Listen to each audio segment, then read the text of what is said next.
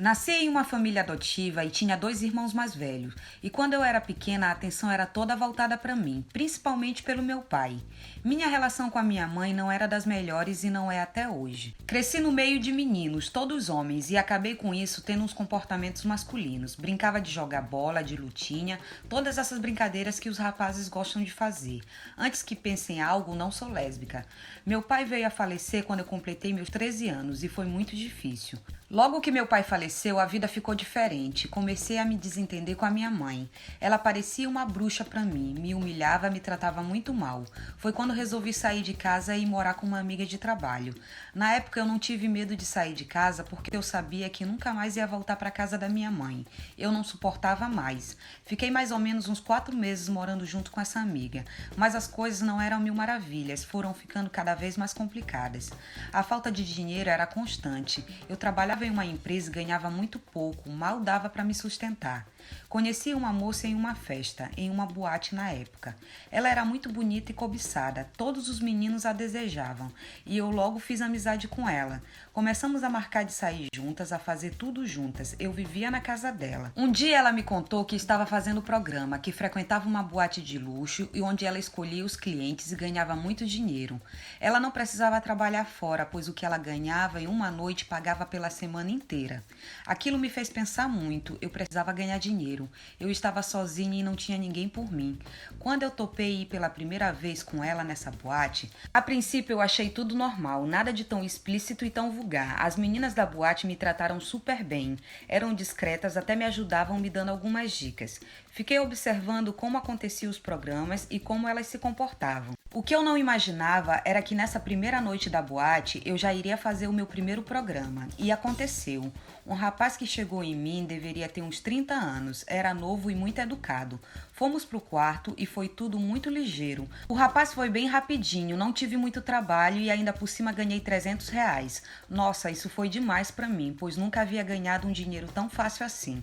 E desde então não parei, continuei frequentando a boate. Comecei a ser a mais desejada de lá, ganhei muito dinheiro e presentes. Teve um dia que um cliente me fez uma proposta de me levar para casa dele. Falou que me pagaria o dobro pelo programa.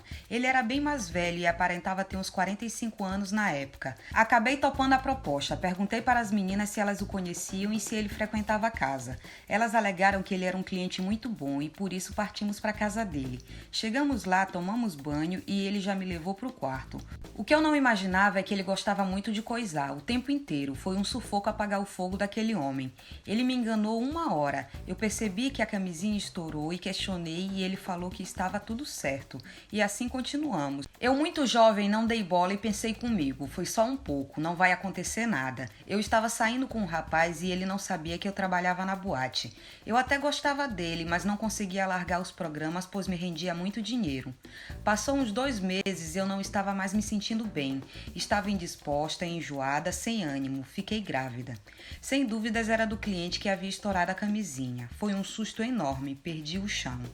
Como eu ia me explicar? Como eu ia sustentar essa criança? No começo pensei em abortar, mas sempre tive consciência, graças a Deus. Acabei mentindo para o rapaz que eu saía, que o bebê era dele. Achei que ele ia negar, mas acabou aceitando e me levou para morar com ele.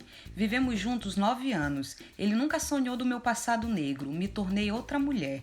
Fui muito apaixonada por esse rapaz, mas nos últimos anos foi esfriando. Não era mais aquilo tudo. Era muito controlador e não me satisfazia mais na cama. Tive coragem de pedir a separação. No começo foi difícil, pois tínhamos as filhas pequenas com 7 anos. Tínhamos casa juntos e etc. Mas isso não me segurou. Abandonei ele, deixando tudo para trás. Apenas levei o carro e as minhas filhas. Hoje a guarda é compartilhada. Depois de 3 meses separados, ele me chamou para uma conversa e me apresentou um exame de paternidade.